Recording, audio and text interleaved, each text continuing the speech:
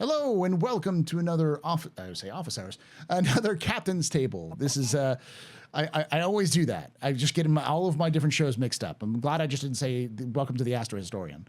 My name's Paul Berserker01. Dang it!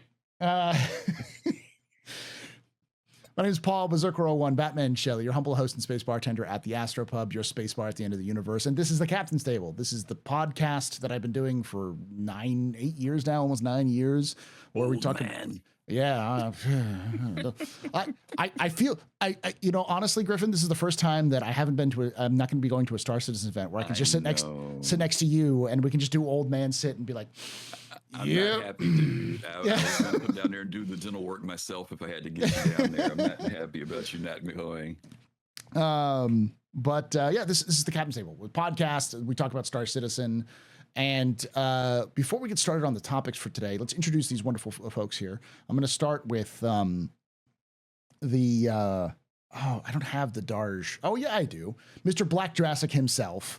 Mr. Fastcart, who are you? What do you do in Star Citizen, and where can they find you? And how do you? Am I my eyes deceiving me? Do you have an epic stash going on? I don't know about epic, but I've been saving on beer. That's what's different. You've got a nice big like mustache going on. I like it. So, and it's funny if I were to save my mustache, I wouldn't have it would make me look like I have my lip would just go on forever. That's what it would look like if I just save my mustache. But yeah, hi everybody, I'm Fastcart FC. I'm here to bring balance to the force as the layperson of the group. I'm not the chosen one, but so I want it broken, charred, and dismembered by the end of the show. Please enjoy the show. But I'm part of Star Citizen. I'm also a DJ for People's Radio. You hear my show every Friday at 2100 UTC. And I'm also on Soul Talk on Soul Citizen channel on Thursday and Soul Citizens on Sunday. Okay. Let's change this real quickly. By the way, Paul, I'm disappointed that I'm not going to CitizenCon, but because I wanted to ask for the autograph near the restroom again, but that's not going to happen this year. Well, this year I would actually had time to instead of because I wasn't running Atmo Esports and stuff. So, next we have another old man of Star Citizen like myself, Mr. Griffin Gaming RPG. Who are you? What do you do in Star Citizen? And where can they find you? Hey, good afternoon, everybody. Griffin Gaming RPG, co-producer with the Soul Citizens as well. Been in the Star Citizen community for quite a while now. I think I came in 2013 and been hanging out here for a while with Paul. Definitely always appreciate when we have the opportunity to come on and be with him. As Paul said earlier, I am disappointed that he won't be able to be here this year, and I'm sure he is as well, in light of all that we're expecting to happen this year at CitizenCon. There were other faces that we were going to get to meet over in the UK. I know that Execute, for example, is another one that was looking forward to connecting with you. So we're going to send the love anyway. We'll be thinking about you while you're over there. And if I can find a helmet to get signed and bring back, I'll think about trying to do that for you. I have to get a full-fledged picture of myself because Darge has promised to print out. To do a cutout and walk around with a full picture of myself and take pictures with me. So that'd be great. That would be great. Okay. Can I make a special request? Can I get a body pillow of you for a reason? Listen, do not tempt me. I will do a documakara of myself at some point for raising funds. I've been looking for an excuse for it, but it'll happen at one point. And then we have MajorStarstuff. Who are you? What do you do in Star Citizen, and where can they find you? Yeah, hello everyone. I'm MajorStarstuff of I think T Games and Star Stuff on some channels. I've been with the game for I think it's been 2.5 years now. You may know me from a couple of Banu language videos that I did last year. I think I was on the Captain's Table. Yeah. Last time in November, December, probably. And I took a bit of a break this year because I restarted my business, which is you hinted at earlier already in PR consulting, brand strategy and such. And yeah, I also have a side thing going that's being a tea educator.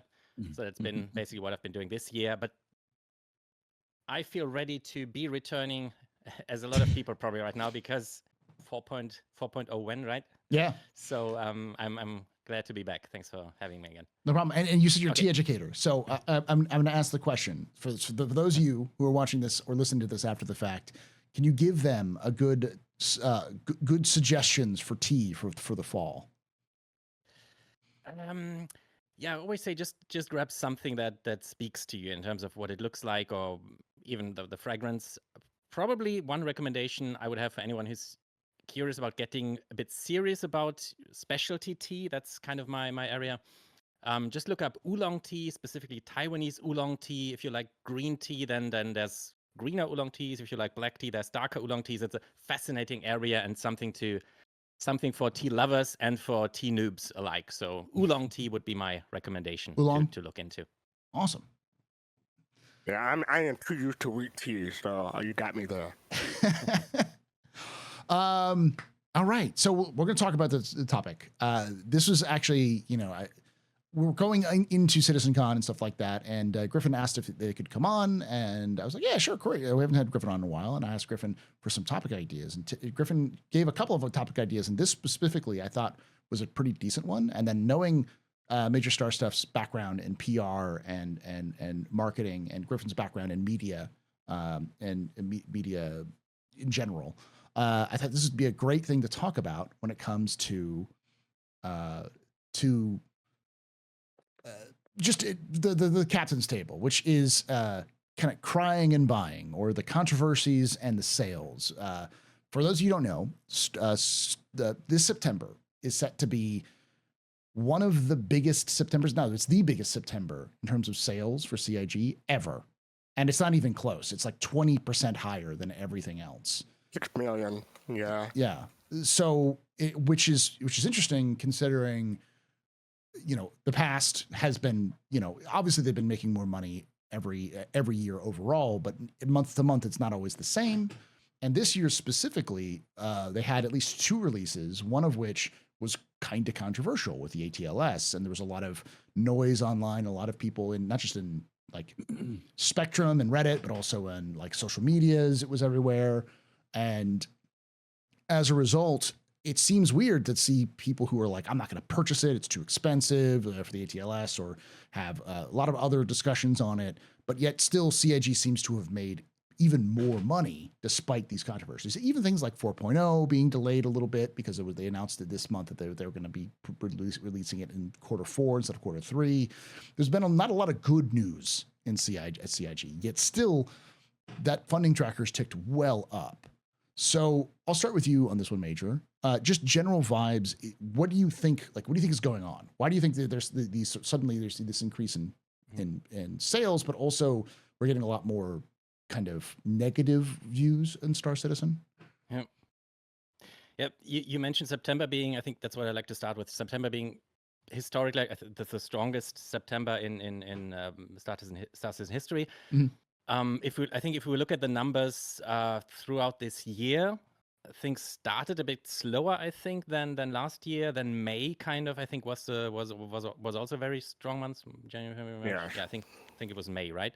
That kind of helped them to catch up on last year, but now September. So I feel like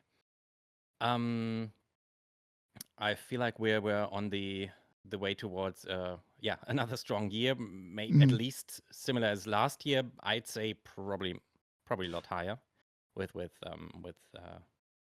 all the 4.0 high potentially getting revived. But this month the Atlas, I pledged it with credits just to have that valuable tool, I think, in game. The controversy and as far as I understand you, Paul, we may disagree on that a little bit. I think so. The controversy around, is it a cash grab? Is it not a cash grab? I think changing the way things work in terms of which tractor tool can carry which size of containers, and then bringing a new tool that is kind of essential coming forward if you're serious about heavy cargo hauling, and then introducing it at this price point, plus it obviously not being in game immediately. That's I can see how that may get some people be disappointing to some people. Mhm. That being said, what was the question? I was that's just part of it. It's like it's just your general vibe. Like you're seeing. Yeah. You said you can see kind of like the perspective of people why they might be mad about this.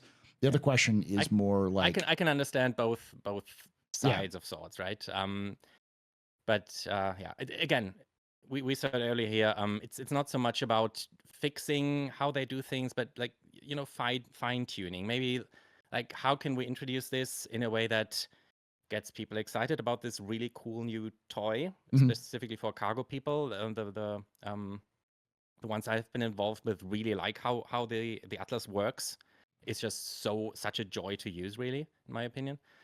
How can we just get people excited about the tool and at the same time still launch it in a way that we get the financial value out of it that we need as a company. You can't blame them for having to do that. Yeah. So your general vibe is that it's not necessarily like the Atlas was bad. The Atlas was actually very good, and everything about it was good, except for maybe how they handled the release and the timing and the way that they talked about it. Is that generally saying? I want to quote chat here. Yes, delivering it in an exciting way and avoid the stuff that makes people sour. And that again, maybe requires a bit of looking into how do we launch it? What's the communication around it? I don't expect them to introduce it and be like, oh, everybody gets it for free or it's available in game right now. But announcing 32 SEO containers won't be. You will need the Atlas for that in the future, and then while introducing it at this price point, and it is actually the price point I was expecting, but most people I've spoken to were expecting much less. So I think a lot of people thought it would be like $20, $25, maybe $30. So I think that's just a lot of things then together that from the outside, maybe even individually making those choices, the people who make those choices individually, you can't maybe even blame them, but all that together, looking from the outside or from us, the community, is not the ideal result then. Okay. Griffin, same question for you. Kind of the general vibe. What do you think is going on with this? Like why CIG is like making so much money in September, but also all of these sorts of like this controversy that's coming out. Yeah. A lot of stuff that MajorStarstuff I would agree with from the community side of it. I definitely would agree with his perspective of it. My perspective might be a little bit different. In relation to the funding, I'm somewhat surprised, but at the same time, not surprised. I think you and I have both, several of us have forecasted the year that CIG would not make as much money as they did the last year. And after being kicked in the butt 3 times, I'm not taking that anymore.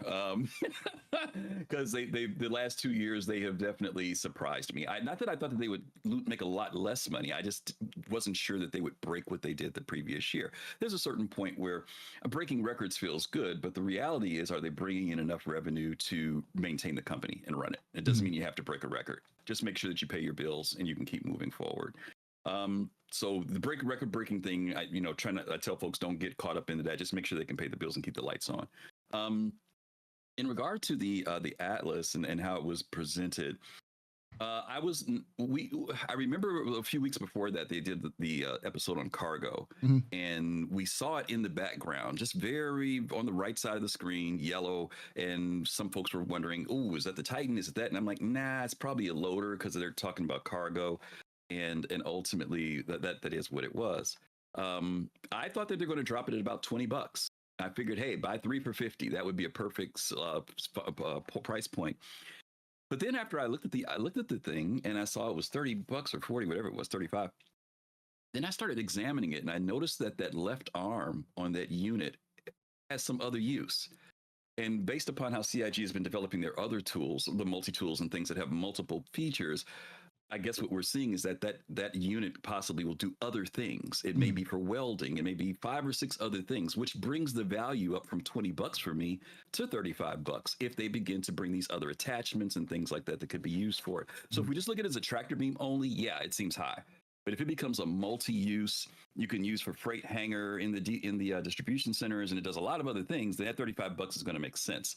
Also, the fact that the other 2 tractor beams are not sold, they're in game. This for revenue for this particular one doesn't bother me as much. The other thing is that I always expected that this adjustment would happen between the three tractor beams. The handheld and the shoulder, we knew that there was going to be one is stronger than the other. So I just see a natural progression of that from the small hand, and I think they will all have their place. Some of us already know you can't take the Atlas everywhere. You know, there's certain times you're just not going to have it. That middle rifle does some jobs, and even the small one, if you don't want to have to lose that second slot on your back, the small helps you out. So I think that it's a matter of perspective. I think that sometimes we're as gamers looking for that one thing that does everything well, and I think CIG would hurt themselves if they made a ship that did everything well. You have to have those Achilles heels with every item in order to have some balance in the game and choices in the game as well. Let me just say this is a point of encouragement to the community. We say this all the time on our show. Please don't draw a line in the sand when something comes out from CIG thinking this is the way it's going to be forever. Things change. And tractor beams are going to change. Folks complained about Beam Citizen for a while, and now we're finding out that Beam Citizen may not be a thing. Maybe there will be some mechanics and things that we have to do. So every time something comes out, people think, "Oh, this is the final product," and it's not. It's the on the journey to get there. And some of these things that we get are part of that journey, and we just have to kind of sometimes be patient and wait and see where it's going to evolve to, especially when it's tier 0, tier 1. I warn everybody, if something comes out tier 1, tier 0, man, it's just getting started. You know, there's way more to come, and refinements and things that'll get better, maybe to even exactly what you wanted. So just give them that time to get there. Okay.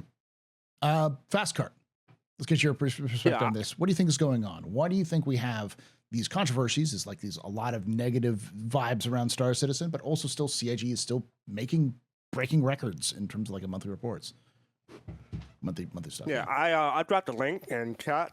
It's from the CCU game, the funding dashboard. So that may be of some use for people who may not know about it. But yeah, it seemed like, just a background.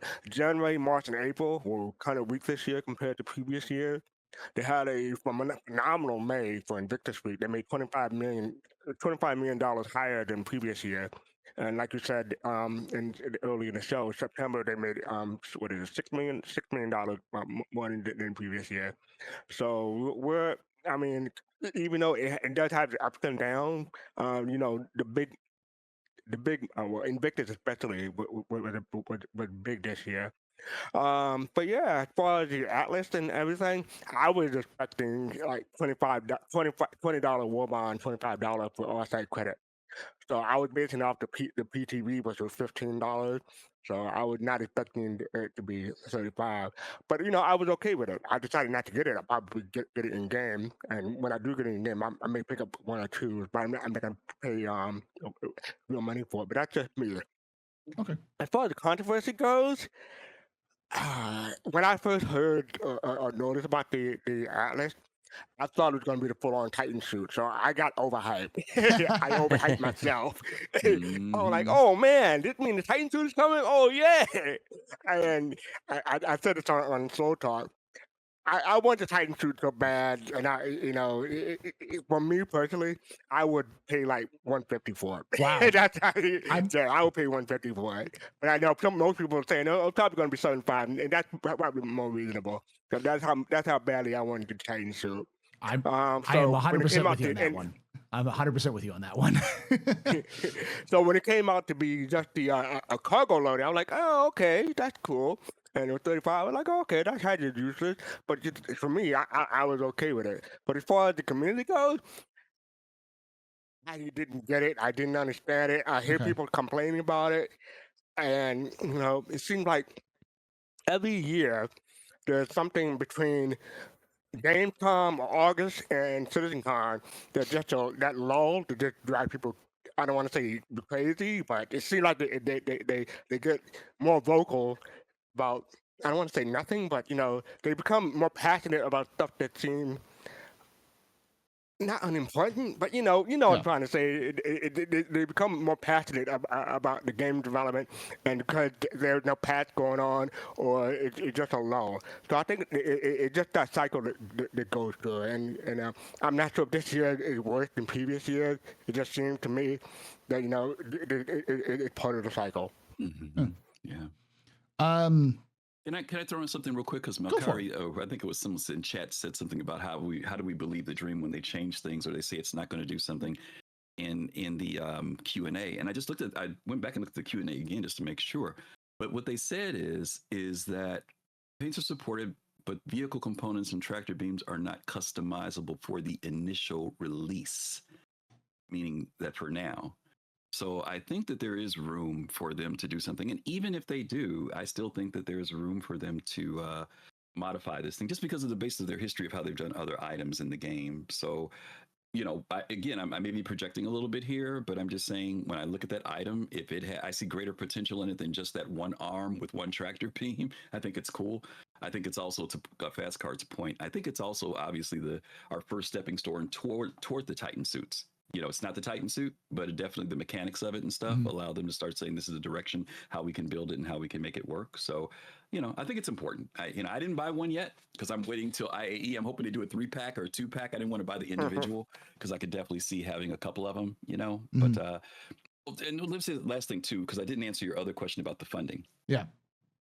It's us old crotchets who aren't spending money. You've talked about that before. Yeah. Those of us who've been around for a while, we're shuffling things around. We're using credit. We're doing stuff like that. We're melting.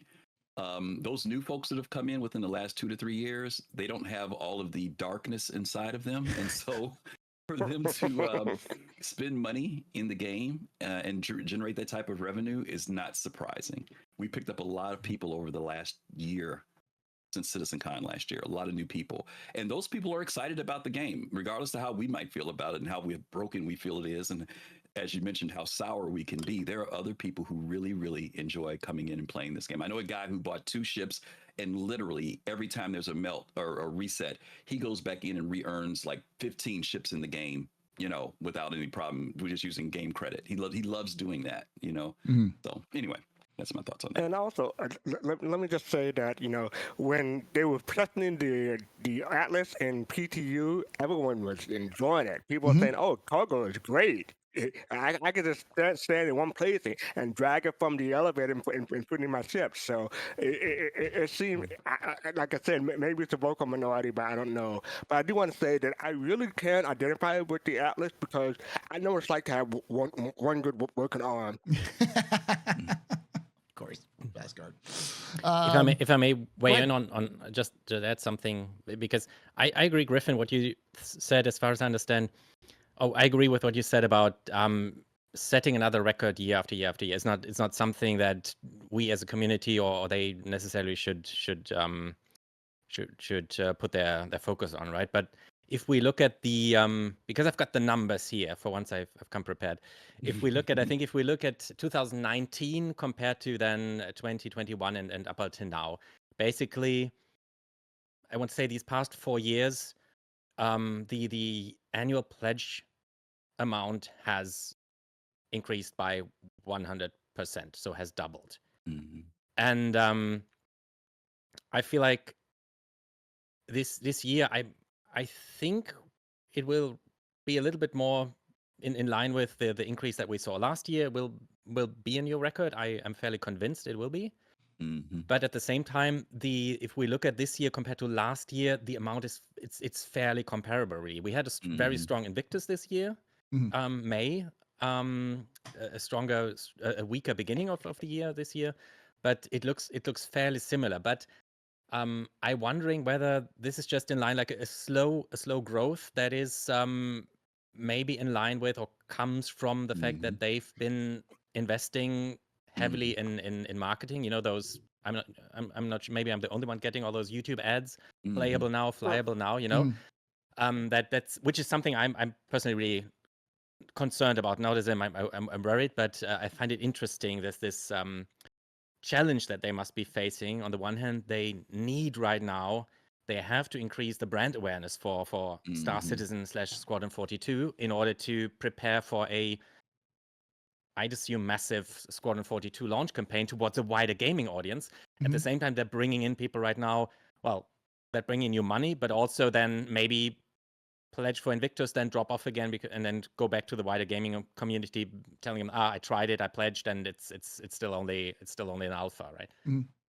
So I think that's interesting that we're looking at, they it's a challenge, I think, what they're doing and Yeah. what they're facing right now in terms of marketing.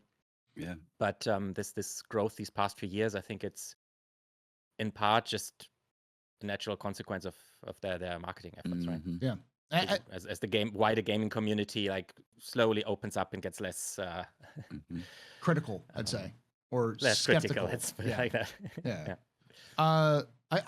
I have my own theories on this, and some of it is I don't mean to be insulting to people because it's not my intent. It's just that in my experiences being in gaming for as long as I have, I know that people can be very passionate about games, and they can be very vocal, and often people will be more vocal and will surround themselves through like social media. Social media, for those who don't know, creates echo chambers because the way the algorithm is designed is to put you into people who are like yourself.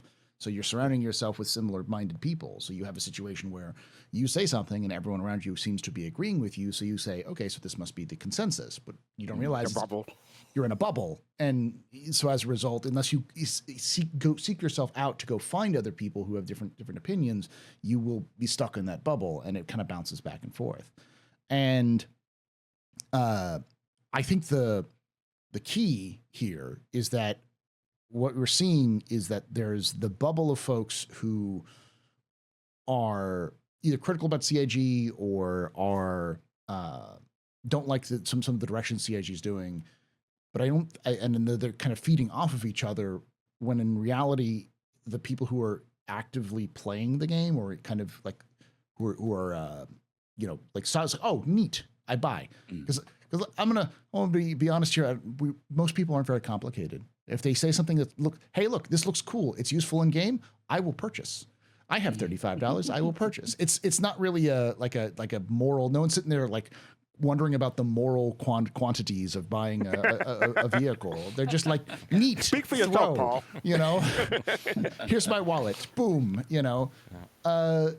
And I think what's going on is twofold. One, they spelled the name right. So if you spell the name right, it gives attention to people. And as long as the thing work or thing good, thing do what it's supposed to do, if you're telling people about the thing, you're increasing the visibility and the brand awareness of thing. So people might say, oh, wait, CIG added the mech? Cool. I'm gonna go check the mech out. Oh, it's a power loader from Aliens. I just watched Alien Romulus was pretty cool. Let's check it out and then purchase. So I think to some degree, the noise probably helped the sales because there's more people who knew it existed and went out to go buy it. Part of it. So can I just give props to the marketing team for that commercial for the outlet? Yeah. Because they reference Alien, and people who are old enough will know it. So I got to tip my hat off, give applaud, everything for the marketing team for that. They knew what they were doing. It was great. They knew what they were doing. That was for sure. And I do think that there's a case of like CIG is increasing the number of YouTube ads. I have YouTube Premium because I'm dumb. Me too. But not dumb. I value. I'm just like, it's like a handful of things, and I like the services it gives, so I'll just pay for it. But I know a lot of people don't pay for things that are free, but whatever. But I have it, and so I don't have it in the ads. So I don't really see it. But from what I've heard is that it's been increasing more, and I think a lot of that is them dialing it in, because I really hope that what CIG is doing is building up a demographic base. So they're targeting, because the one thing great about YouTube is you can target ads to specific demographics, because YouTube can kind of tweak. You can go into there and kind of like, hey, I'd like to see this demographic, go here.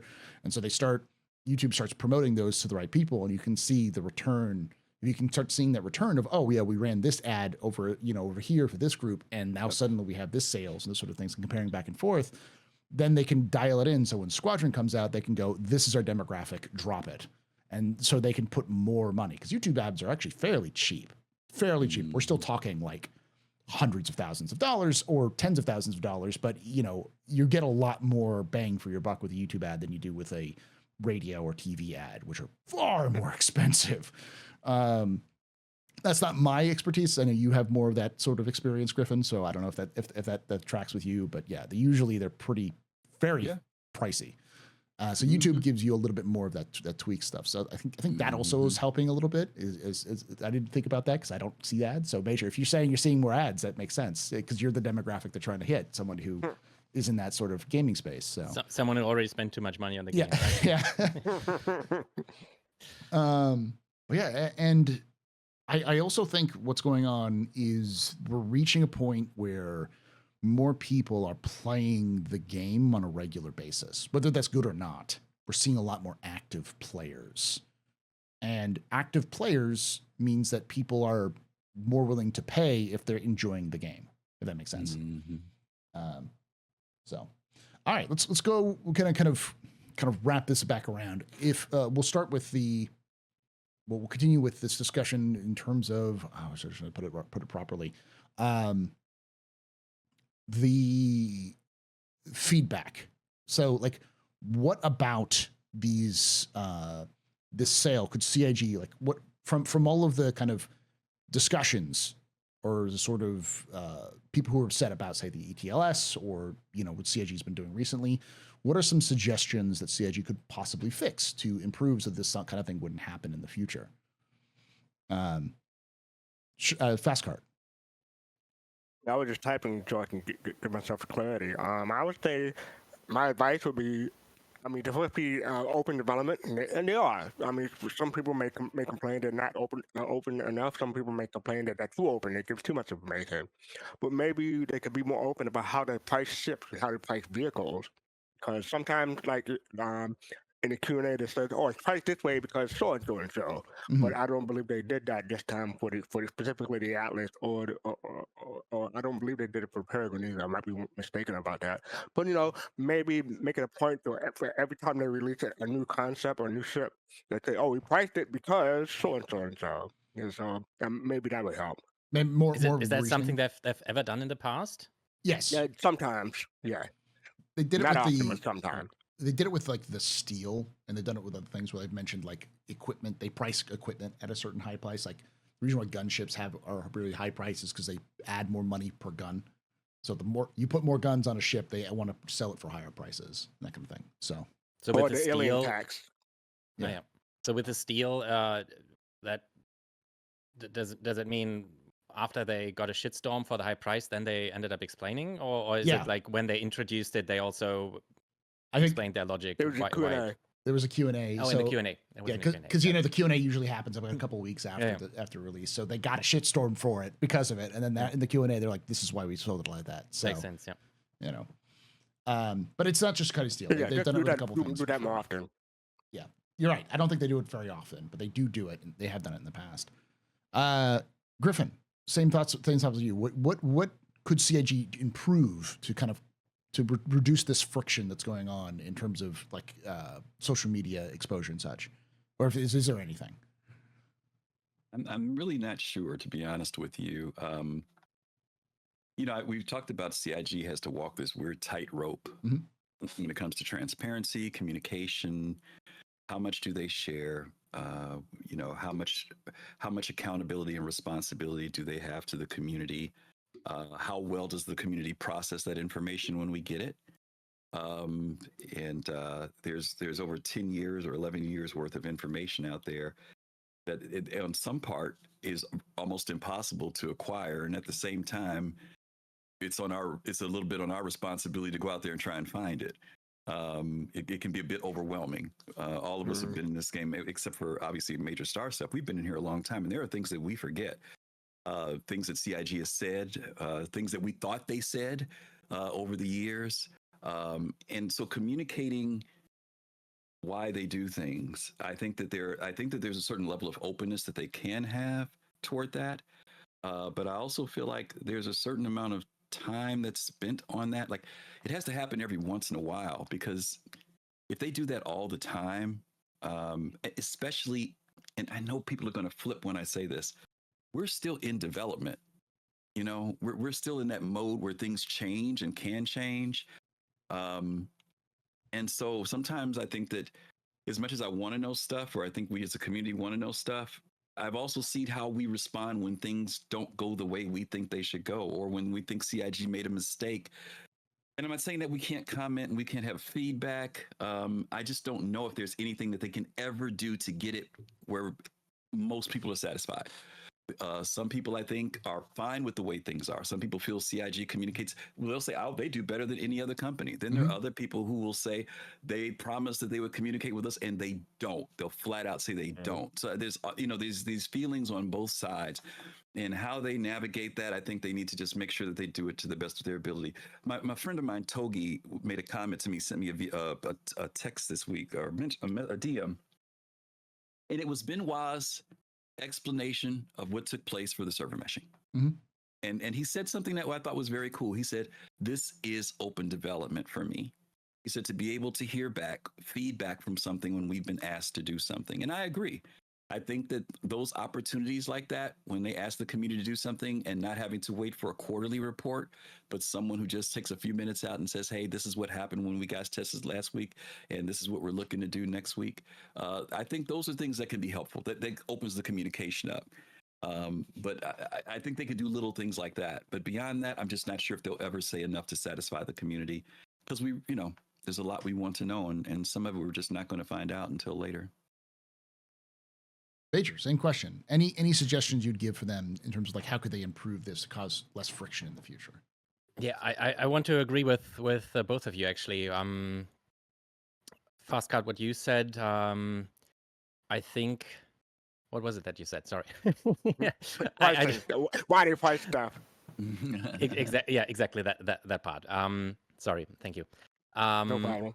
I think that could help if they try to find an angle of somehow make it a bit more transparent or easier to understand for, I want to say, parts of the community who care about that, how how those prices come to exist, right? Because otherwise we'll continue to see this meme, oh, it's just marketing, doing marketing things.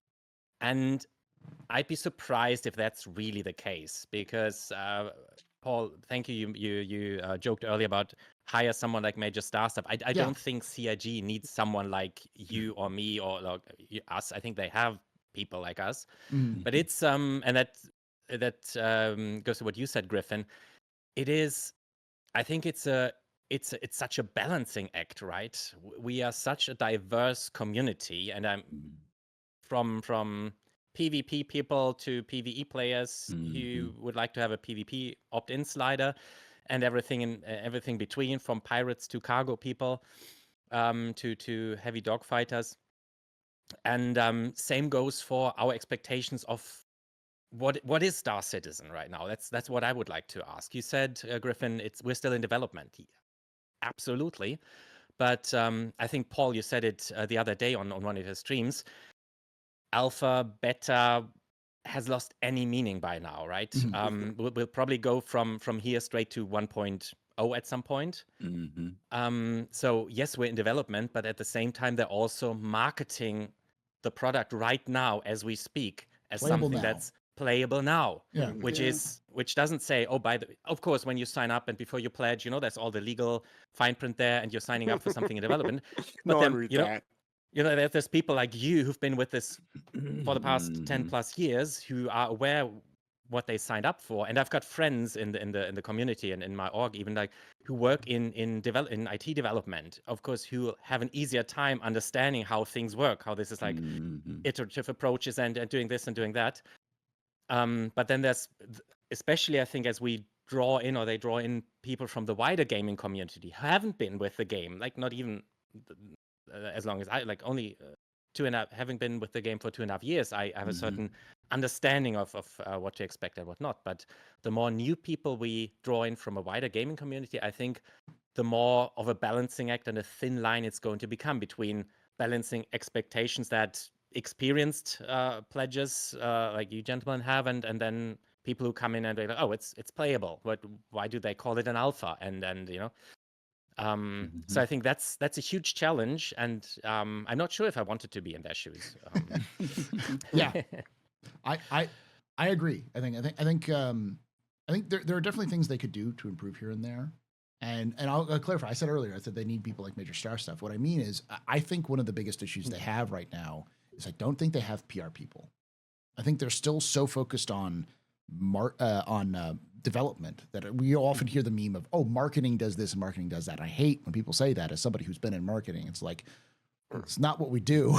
Like, this isn't how we work. And yeah, there are companies that let the suits kind of control the narrative because it's all about sales and making as much money as possible.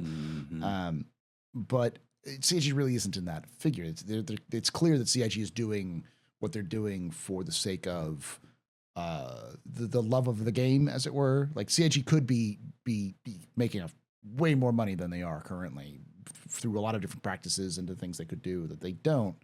And while that's commendable at times, I do think they often, because they don't have the expertise of someone who has to talk to gamers in general, they can make some basic mistakes here and there in terms of how to talk.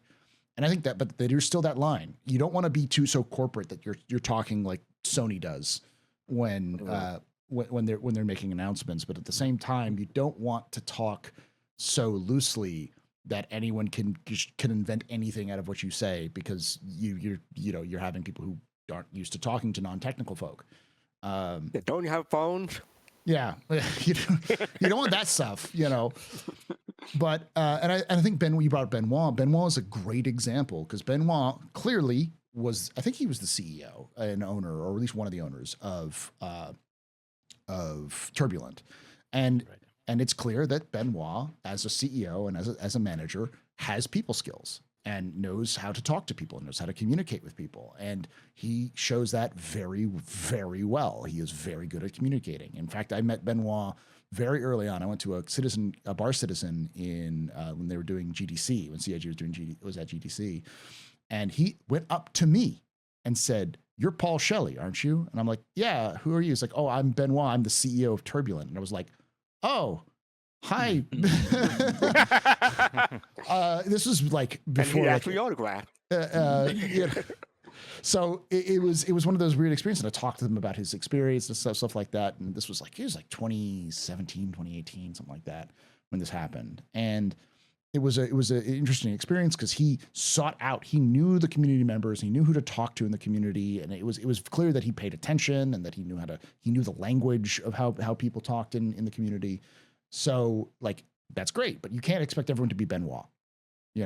I don't expect stuff. Yeah. I have one more advice, and I'm going to steal it from Griffin Game, because this is something he normally says. Bring back Pillow Talk and do it like quarterly, or at least twice a year. I mean, that helps a lot. People who may not be familiar with Pillow Talk, that's when the producers of CIG would come on, would do a video. I want to say like 20 or 30 minutes or something like that, 20 minutes, and just talk about the development of Star Citizen 42.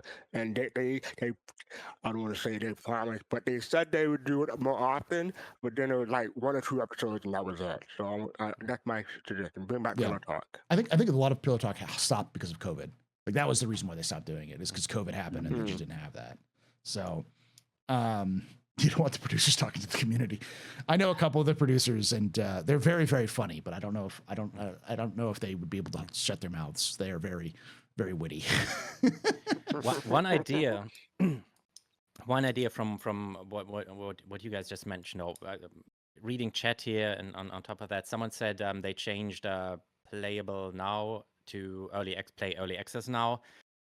I feel like that would be one thing to maybe look into. Like, decide how you want to market this at this point, right? Is it still, Griffin, is it still something? Yes, we're in an alpha phase of development, technically, in developer speaks, but is it something that at this point they should still market as an alpha? Or maybe wouldn't it be smart to commit to, okay, technically it's an alpha, or but to the target audience, as we're talking to a wider target audience, not only those long time backers, we need to start to refer. This is early access, and you know what? This is what you get if you pledge now. I feel like, or maybe that's just a gut feeling, but I feel like there's this uncertainty in a lot of ways about what this game is going to be. gameplay aspects, all those Mhm. things. But on top of that, do any of you know really what will be your advantage, your of having been with the game for 10 plus years and of being an early supporter compared to people who maybe then buy the game at I don't know, we don't even have an Yeah. idea. I'm not sure if CIG have an idea of what's the funding model, the marketing model going to be once we reach 1.0. Mhm. And I feel if they were to look into that a bit more and then commit to, okay, this is early access, and pledging now during early access gives you this and that advantage or these advantages. I, I think I that want to may go help. first. I want to Sorry, go go ahead. first because the others were way more eloquent than I am. But there was a point in time when they were talking post alpha instead of alpha. You will probably remember that. But we never really got the distinction between what is different from alpha and post alpha versus a beta. Because they haven't said beta yet at all. So that was like 2017, 2018 when they started throwing that time around. But I haven't heard post alpha in a while since then. But that's my take. Yeah. Yeah, we've been through all these titles and, pre-alpha, alpha. And I agree with you, Major. I think that I've had a problem with the whole playable now thing since they started doing it. Only because there's a couple things that CIG does. One, they declare Star Citizen as a game. And I do understand what they mean when they say it. But I also understand when someone who doesn't know about the development, all this stuff hears it's playable now in a game, their expectation is to come into something that's working and that will give them certain levels of response. I think that even though I appreciated the terms pre-alpha and alpha, they forced me as a longtime gamer to do my homework and find out what that meant and what it entailed. And then the more I understood what that entailed, it gave me to give some grace and room to what CIG is doing in the development process. But I agree with you 100%. I think that at this point, we should be in a title that's called early access. I think it should be promoted as that, as early access. And I think it should be more of instead of playable now, it should be come in and test. I played 7 Days to Die, which was in freaking early access for like 12 12 years, yeah. 12 years, and nobody barked about it. It was early access, and there'd be times you ran into stuff that didn't work, but early access is a much more common use phrase amongst the gaming community than when you start saying alpha and beta, because even beta, people get beta usually, but early access, I think, is a much more embraceable statement for people to give room for the fact that things can still go wrong when they step into it. A fast card told me that at one point there were people who believed that the name of Star Citizen was Star Citizen Alpha. He said that's what he thought, that people thought that's what the name was. I never thought that, but that's also because I understood what they were trying to do. But there probably are some people out there who thought that the game was Star Citizen Alpha and then 3.6. You know what I mean? They didn't understand because Patch the term 3.6, alpha. Yeah, most gamers have maybe done beta and early access, but very few have done a full, access alpha kind of thing. So I agree with you 100%. I think early access is a better place to be. I think come in and play or test. I think that's fine. That's history will tell whether or not the playable now bit them in the butt or whether it was the right thing to say. But I've always struggled with the playable now. I've struggled with the size of the font, right? Playable now is big and then alpha's like this, on the screen. It's like, no, that's not how gamers read, No, and that to me, it seems like that's your legal out. You need to make sure that people understand better, because alpha doesn't mean everything to, and even in the gaming development community, the term alpha can be very specific to certain things. There's a general definition, but it can also be very specific in dealing with what type of software you're dealing with. So there's a lot of education that we all needed to have a better understanding of it. Doesn't always excuse what they do, but it does excuse some things that they do if it's truly alpha state. Yeah. And I think it might help if they put a zero dot in front of instead of three whatever. Yeah, 0.3. Because people understand, because when you say 1.0, that means release, whatever. You see someone say have a high number, like a 3 or 4, that means, that typically it means for people that it's a launch game and it's released. But so I think they should consider adding a 0 point in front of those numbers, but they probably won't. I will say on top of all of this, I agree. I think CIG has an opportunity to get creative because CIG wants to do two things at the same time, which is dangerous. And again, it's part of the reason why I have to walk that line. They have a live service. Star Citizen is a live service game. All MMOs are live service games, and CIG wants to sell it as a live service game. So they have to they want to market it as a live service game because that gets them more money and all that kind of stuff like that, and that keeps the lights on. At the same time, it's an alpha. It's not finished yet. And CIG doesn't want to make people think that it's a final completed product because people will treat it as a final completed product because it's not there yet. So CIG wants people to play, but they also don't want people to come in and be like, hey, why is this game suck? It's like, because it's not done yet. We're still working on it. And I do think that changing some of their marketing discussions or the way they talk in their marketing in their copy right when they write copy should be more for early access is a great term, saying in early access now or pilot come fly today kind of thing. People know what an early access is. Like they generally know what early access is because of things like Steam. But they don't and I don't think that the playable now thing is super bad, but it does bite them in the ass when they have something like Cargo Empires where it was like, 318 or 324 when there were like 318 releases playable now and nobody could get in the game for a month. And, Cargo Empires, they call it Cargo Empires and you couldn't do the cargo missions for the first week. So there are those problems that come up and having these sorts of the way you phrase things can help get around those problems. So like people aren't going to just point at that and be like bad. It makes it hard to do Maybe that. Maybe they are not against, but hesitant to use early access because they started in 2012, and that was before the whole early access thing started. So they started with alpha, and maybe they just want to keep it alpha because change is bad. I don't know. I'm not with them or anything, but could be it. That's the thing. There is definitely people get stuck in their ways. They do things a specific way, and they don't want to change it because it works. And CIG has changed in the past and they will change in the future, but I do think that there's always that concern that people will have. But I also think a big way of doing things that CIG could improve with is trying to build player goodwill by moving things more towards playing in game. Because I'm of the belief that if CIG moves to more of a game-focused experience versus the website-focused experience, even with their sales, they will get more traction in game, which will build more talking about it on social media and other things, which will get more people interested in playing it, which will improve. And I know CIG is hesitant to do things like let us fly the ships that they're going to add in game for free for when it first releases, but things like making ships rentable when you sell them so that players can experience them.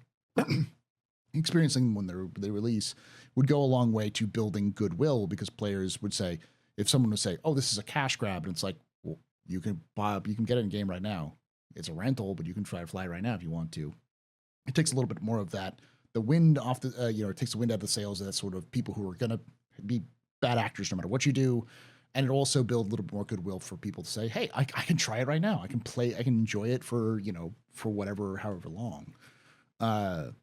And there's little things like that they can do to improve upon it. But I agree in general that I don't think there's a one size fits all for this problem because no matter what, if you say something, people are going to take it negatively. You can't, even if you have the most noble of intentions, someone's going to think you're the devil.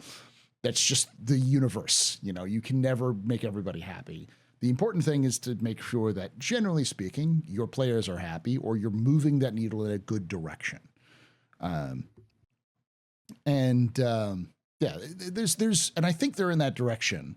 And I think that's really what this September has said, is that CIG, despite controversies, is moving in the direction that they need to be moving into, especially coming in with 4.0. So numbers don't lie. Yeah. Oh, sorry. Go ahead. There's two small things I'd like to add, if I may. Go for it. Because and then I'll stop quoting chat here. Because someone said, why are we owed an advantage, as people who pledge the game? I would like to point out that I'm involved with the game. I've pledged the game. I spent a certain amount of money, but I'm trying to look at this question more from my perspective as someone working in, as I think as we all do here, from a perspective of people with a certain experience, professional experience in marketing, communication, stuff like that. So I don't mean necessarily to say that because you pledged the game and you've been responsible for making this all possible, you deserve an in-game advantage or anything. And just I was there and I helped this become a thing should be enough. I absolutely agree, but I'm more, I keep saying this. It's more about fine tuning the overall message at a point in time where we are, and I'm repeating that as well. We are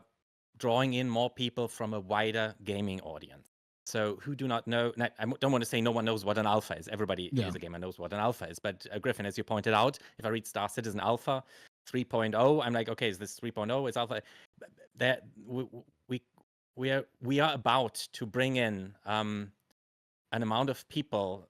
I don't want to say Squadron 42 in 2025, but with the amount of additional attention that CIG, Star Citizen, Squadron 42 as a brand, as a product, as products are about to get from the gaming community, that so far we have to remember we are the minority. We are, I don't want to say 0.1% of the gaming community is Star Citizen, probably much less, right? So the vast majority of the gaming community doesn't know the first thing about Star Citizen.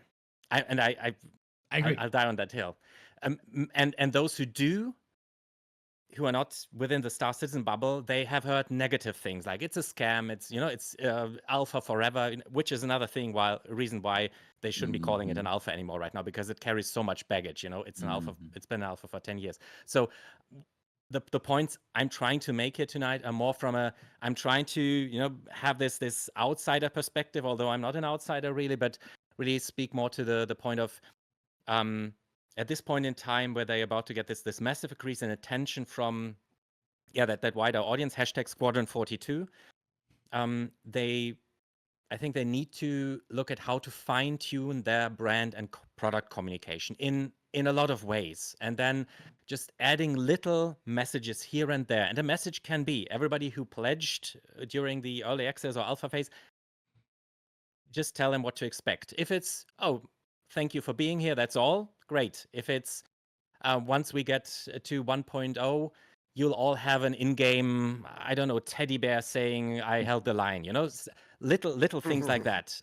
And arguably, before Chet starts throwing that at me, arguably, this is not the point in time where development should invest in questions like that, but that's something marketing could look at, and then I think we had a good discussion about this. This is good. We've been going for about an hour, so it's good to wrap that up. Make sure you're checking out Major Star Stuff. It's T Games and just Star look Stuff. Up Major Star Stuff everywhere. Sometimes the handle is T Games and Star Stuff, which I know is confusing and it doesn't cater to the algorithm, but I couldn't care less. Sorry. Yeah, T Games and Star Stuff. And then check out Griffin Gaming RPG and Fast Cart on Soul Citizens. You can check out Fast Cart on the People's Radio and all 700 other things that Fast Cart is part of. He's everywhere in the community. And if you enjoyed this, make sure if you're watching this after the fact, make sure you hit that like button, subscribe for more content, and hit that bell icon to be notified when these release and when we go live. And if you're watching this live, again, do the same thing on YouTube. And if you're here on Twitch, hit that follow button. We do this on Saturdays at 4 p.m. Eastern, 1 p.m. Pacific. We go for usually a couple hours here. And on Saturdays, and would love to have you come by and join us. And with that being said, we'll move on to the question and answer session. And if you're watching this after the fact as well, right above Fast Cart's head will be a link. That link will take you to the question and answer session. Mhm. If it's not up there while you're watching this, then wait a couple of days, or it'll be up in usually a couple of days after I initially go release. I usually release it on Tuesday. But Paul, you afterwards. promised. Yeah, I know. I lied. And if you click that up there, you'll be able to watch the question and answer session right after this. But until then, thank you for watching. And like I say every time, hope to see you someday in the black. I get to make a 3/5 jokes later.